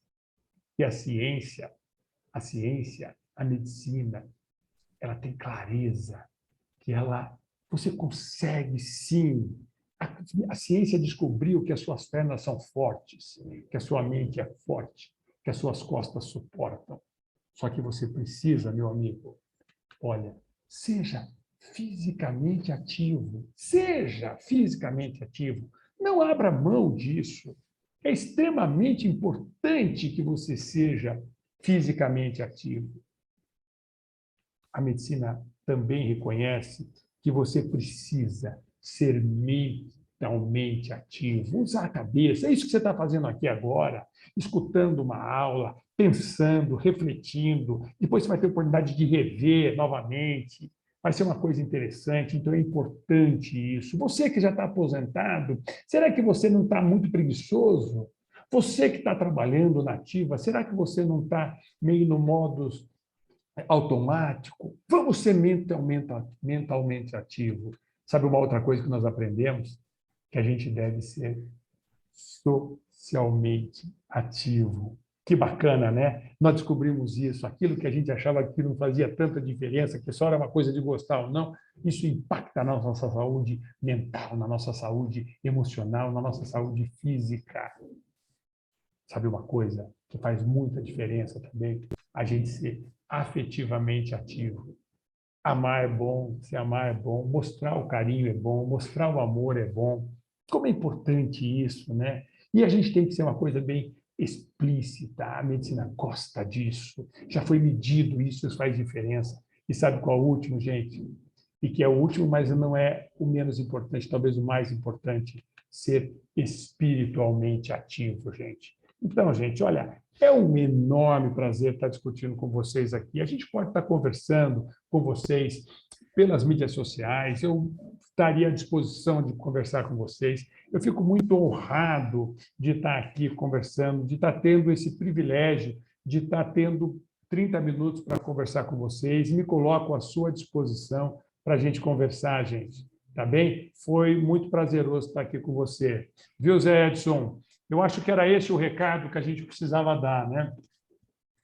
Doutor Marcos, muito bom. Assim, eu sempre termino as suas palestras melhor do que entrei. Isso não é clichê, estou só colocando para fora aqui o entusiasmo que eu fico, acho que a palavra é essa. Eu acho que fica muito claro para quem está nos assistindo que não somos egocêntricos, nós da área de previdência que mexemos com dinheiro. Tanto é que convidamos o doutor Marcos para mostrar que um capital importante, claro, é a saúde financeira, mas é muito mais importante a saúde física e mental, até para usufruir da saúde financeira. Então, assim, eu particularmente acho que o senhor prova cientificamente, por meio da medicina, o óbvio, que muita gente sabe, mas que não está vendo, que está ali do seu lado, mas que muita gente não está enxergando de fato. E o mais então, interessante, assim, o mais interessante, Edson, que a medicina também ela achava isso, mas ela não media isso, né?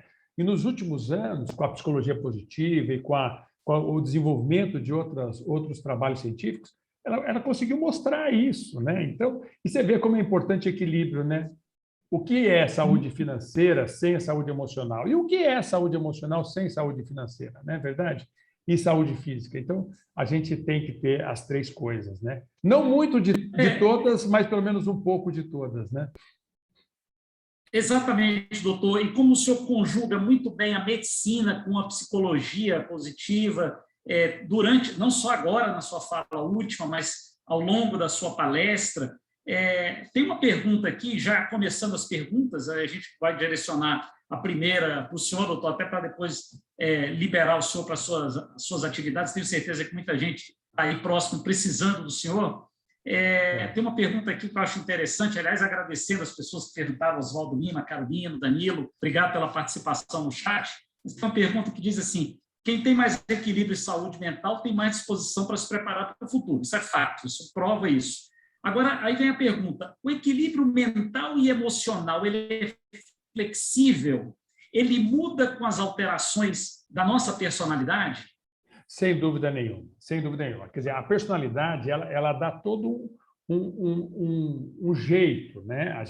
Só que antes a gente achava que isso a gente não podia flexibilizar. Pode sim, pode sim. Vamos imaginar que é um indivíduo muito mais introvertido, por exemplo, ele pode buscar ter esse equilíbrio um pouco mais. Quer dizer, por isso que é importante essa questão do autoconhecimento, né?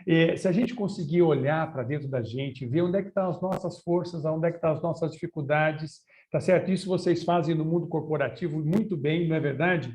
Vocês fazem isso com clareza, tá certo? A gente pode fazer isso na nossa vida e a gente tem que ter humildade de reconhecer os nossos defeitos, mas a gente não pode perder a ousadia. Você vê que é interessante, né? Equilibrar humildade com ousadia, né? Talvez seja esse o caminho, né? Mas eu acho que sim, as personalidades nossas fazem a gente diferente. E ninguém é mais certo ou mais errado que o outro, né? Cada um de nós tem uma característica, tem uma história de vida, né? E uma coisa legal também, Zé, é que o envelhecimento ele vai trazendo novas possibilidades. tem gente que se reprograma, né? Se reformata depois de um certo tempo e se percebe diferente. Perfeito. A Cristina Palma, inclusive, está parabenizando o senhor pela palestra e ela coloca uma palavra, gratidão. Olha que coisa importante, né, doutor? Doutor, então, até para liberar o doutor e passar as próximas perguntas para o Natan, doutor Marcos, muito obrigado aqui pela sua presença. Família Previdal lhe agradece, lhe abraça. O senhor colocou a importância do abraço, né? Então, sinta-se abraçado por toda a família Previdal. Muito sucesso na sua caminhada. É muito nobre a sua missão, doutor. Muito, muito obrigado. Eu fico extremamente feliz com isso. Fico feliz de vocês nesse cenário que vocês estão agora, com tantas dificuldades, com tantas inseguranças, que vocês abram espaço para uma discussão que tem que ser feita, tá certo? Então, assim, é de muita sensibilidade, de muita generosidade me incluir nessa discussão. Que Deus esteja com todo mundo aí, que a gente continue nessa luta e até a próxima, gente. Fico disponível para vocês aí. Um grande abraço para todo mundo. Obrigado, doutor. Tchau, tchau. Grande abraço. Tchau, tchau, doutor. Natan, a próxima pergunta é para você, tá? Nós temos aqui 2 perguntas para o Natan. Uma aqui é do Danilo, tá? Do Danilo Correia Dias. Danilo, obrigado aí pela sua pergunta.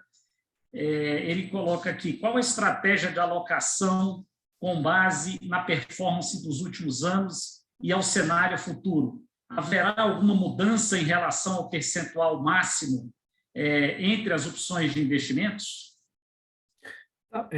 Joia, obrigado pela pergunta. Então, assim, para a gente pensar o que a gente desenha para o ano que vem, né, em termos aí de macroalocação para o plano, tá? Previdal, assim, manutenção da alocação em investimento exterior, porque isso a gente não tem mais capacidade, não tem mais previsão legal de aumentar mais, usamos o limite máximo, tá? Manutenção da alocação em renda variável e alguma variação pequena aí nos multimercados, tá? Mas acho que o mais relevante, dentro da renda fixa, a gente está prevendo usar um pouco mais o nosso limite em ativos indexados a crédito privado, seja financeiro ou não financeiro, na renda fixa, tá? Ativos esses que são indexados a CDI na sua maior parte, né? Até porque o CDI está crescendo, tá? Então, pensando assim, resumidamente, para o ano que vem, mudanças que estão sendo desenhadas no perfil, grosso modo, é uma grande manutenção das classes de risco, mas um incremento, tá? Sim, na renda fixa, um deslocamento de recursos para ativos indexados a crédito financeiro, não financeiro, corporativo, e indexados a CDI, tá? Obrigado. Tem uma segunda pergunta aqui, antes de passar a palavra para o nosso presidente Denis, e aí, Denis, depois, se você quiser direcionar mais alguma pergunta, mas tem uma aqui que eu acho que pela oportunidade, Denis, agora é uma pergunta de $1 milhão, e, claro, você tem que responder no conceito, Natan, porque cada um tem sua estratégia de vida, sua estratégia de juntar dinheiro, tem uns que vão aposentar daqui a 5 anos, daqui a 10, daqui a 20, daqui a 25. E como colocado, inclusive, aqui no chat, pode ser que aqueles que vão aposentar daqui a pouco tempo saiam supostamente no prejuízo, porque o mercado hoje não está tão bem e porventura, deverá se recuperar. Mas a pergunta que é oportuna é assim, tendo em vista esse cenário de inflação e taxa Selic altas, eu, participante da Previdal, devo manter os meus recursos na carteira original balanceada, ela está diversificada, senhoras e senhores, e bem balanceada, né? Ou migrar para a carteira DI, na campanha de migração agora de dezembro de 21. Qual seria a sua recomendação para que eu possa tomar uma decisão? Veja que é uma pergunta difícil, mas a gente não pode deixar de fazê-la, dada a oportunidade do período que a gente está vivendo. Ok, obrigado, José Edson, pela pergunta do participante, né? Assim, para essa pergunta, acho que a tua colocação foi muito boa, assim, é a pergunta do milhão, né, assim, e não existe um certo e um errado, começa daí, né, assim, é muito particular, é muito único, cada participante tem, assim, de forma particular e única, seu tempo de contribuição, a sua faixa etária, uma perspectiva de aposentadoria, então tem uma série de variáveis que entram aí. Então, é impossível a gente dar uma diretriz, faça A ou faça B, né? Porque, às vezes, A e B, né, as duas cabem. Mas o que eu posso dizer é o seguinte, né? E aí, para tentar, né, isso sim, nos compete, nos ajudar, né, auxiliar você, participante, a fazer talvez não tomar decisão, mas te dar um pouco mais aí de alicerce, né? Então, eu vou dizer o seguinte, o que a gente tem, né? Vamos nos fatos, né? A gente tem um CDI que sobe ano que vem em função de uma inflação maior, fato, né? No entanto, vamos lembrar que o CDI é temporário, é transitório, é passageiro, é para fazer face, né, a uma inflação maior, né? Na medida que a inflação reverte, né, para a média, o Banco Central, né, para sua média de inflação que o Banco Central monitora, o CDI vai começar a decair. Então, o mercado vai começar a ver esse decaimento do CDI. Então, esse é um ponto, né? Vamos lembrar também que aquele slide que a gente mostrou da dispersão de retornos da Previdal, a Previdal já passou, né, por retornos por momentos, né, em que o retorno foi a menor do que é hoje, movimentos de aversão a risco, e voltou para um patamar maior, né, seu patamar mediano de retornos, ou seja, acho que a gente coloca a questão de a gente, com serenidade, né, olhar, né, e ver que tentar colocar todas essas variáveis, né, em perspectiva, né? Quanto tempo eu tenho no plano, quanto tempo falta para me aposentar, né? O CDI é transitório, é passageiro, né? Ele vai subir, decair. Temos uma carteira hoje que ela é mais balanceada, ela é mais diversificada, né? É uma carteira que consegue unir um controle de risco, uma rentabilidade e uma liquidez, né? Isso não é trivial colocar esse tripé para funcionar, né? Então, é a carteira que a gente tem hoje. Então, assim, acho que em resumo, né, tem uma resposta que é do participante, é de cada um deles, assim, né? Mas que ele tente ver, né, assim, diante do horizonte dele, como todas essas variáveis funcionam, né? Assim, ademais, né, a literatura, ela nos mostra, a literatura financeira, né, que muito do retorno de um plano de benefícios, né, está associado à sua macroalocação, ou seja, a sua política de alocação de longo prazo. Não é a market timing, né, comprar e vender rápido, não é a movimentos assim mais táticos, né, é seguir, né, uma macroalocação de longo prazo que ao longo do tempo ela vai sendo burilada, refinada, tá? Então é isso que eu colocaria para tentar ajudar os participantes. Natan, obrigado. Senhoras e senhores, a gente sabe que tem mais algumas perguntas aqui, senão, pelas minhas contas, eu acho que 4 não respondidas, mas a equipe da Previdal vai responder todas pelos canais de comunicação. Já me encaminhando aqui para o final, eu agradeço ao Natan, ao Dr. Marcos, ao Fábio Saraiva, pelas brilhantes palestras. Denis, eu agradeço muito a honra de ter mediado, mais uma vez, um evento aqui na Previdal, me sinto bem acolhido, o debate é de alto nível, então eu saio maior do que entrei, obrigado mesmo, ao Denis, a toda a equipe aqui da Previdal. Parabéns pela iniciativa do evento, né? E colocar o E-Educação à disposição de vocês para outros eventos, aí a depender, inclusive, da sugestão do público. E aí, para encerrar o evento, a gente convida aqui o nosso diretor superintendente, mestre Denis. Obrigado, Zé Edson. E eu queria agradecer a você por mais uma vez estar conosco aí, trazendo com muita propriedade aí alguns aspectos da Previdência, que é o seu expertise, e também nos auxiliando aí, mediando esse nosso encontro. Agradecer também a participação sempre aí com muita maestria do Natan, né? Nosso consultor aí de investimento, né? Da Aditus Consultoria, muito próximo da gente em nossas decisões aí para o Previdal, na parte de investimento, né? E cobrindo também, adicionalmente, aí, eu agradeço ao Natan, alguns aspectos macro e microeconômicos aí, e também, né, o doutor Marcos, aí, que veio de uma forma muito especial nos trazer uma mensagem aí, mais do que necessária, né, de equilíbrio nesse momento, aí, nesse período tão único aí de nossas vidas, né? Também não seria possível também de estarmos aqui hoje, acho que foi mencionado, acho que a gente tem que enfatizar a dedicação, o compromisso aos nossos colaboradores do Previdal, a Cato Fábio, além do suporte de toda a diretoria executiva do Previdal, os conselheiros, em especial o Javier, né? O Javier sempre demonstrando aí total apoio, enfatizando a prioridade, a importância, né, do Previdal, né? E esse é um evento que consideramos de suma importância, né, demonstra a nossa contínua transparência aí, né, e a oportunidade para que todos os participantes, em qualquer lugar do mundo, né, isso é importante, né, que hoje a tecnologia nos permite isso, né, reflitam junto com a gente sobre os desafios, né, que todos nós estamos submetidos, né.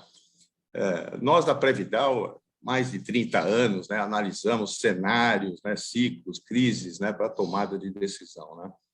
Reitero aí nesse momento aí de desafio, né, o Previdal demonstra a sua força, né, através da sua excelência de gerenciamento, nos processos decisórios, nos processos em si, né, tanto do lado administrativo, do lado de investimento e também do lado previdenciário, né, mostrando bastante resiliência, a palavra muito falada hoje, né, minimizando aí os impactos externos aí, socioeconômicos e protegendo, acima de tudo, o nosso patrimônio, né? São são quase 900, temos mais de 900 histórias já de aposentados, né? E aproximadamente 3.000 aí ativos e vinculados ao plano Previdal, tamanha força do tamanho, a importância do Previdal. Assim como falado aí, a gente sabe que tempo, dinheiro, saúde são recursos interdependentes, limitados e sujeitos a instabilidades. Mas nós também sabemos que confiança e visão pode tornar um futuro aí a qualidade de vida, isso é muito importante. Reitero uma vez mais o nosso contínuo compromisso com o Previdal, assim como falamos já, protegendo e minimizando os impactos quando o cenário é desafiador, mas também, por outro lado, maximizando os resultados quando o cenário se torna favorável. O compromisso e a responsabilidade é sempre estar presente na nossa gestão. Somos otimistas que em breve teremos um cenário mais positivo, né, que nos favorecerá, nos manterá nessa longa jornada diferenciada de resultados do nosso plano. O ano próximo é um ano especial, como já comentamos, né, aliado ao potencial controle da crise sanitária, né, esperamos, assim, um cenário econômico que permita a nós capturar os retornos sempre desejados aí pelo nosso plano. E não podia deixar aqui de passar a mensagem, estamos chegando aí, né, no final de mais um ano, aproveitar e deixar os nossos votos aí de boas festas, aí, que tenhamos um 2022 muito saudável, né? Saudável de fato, né, com muita saúde para todos nós, né, e com muita saúde financeira para o Previdal, né? Enfim, agradeço a participação, a presença de todos, ficamos sempre à disposição de todos vocês e fecho aqui com o nosso muito obrigado e até a próxima, até breve. Obrigado, Denis. Abraço a todos.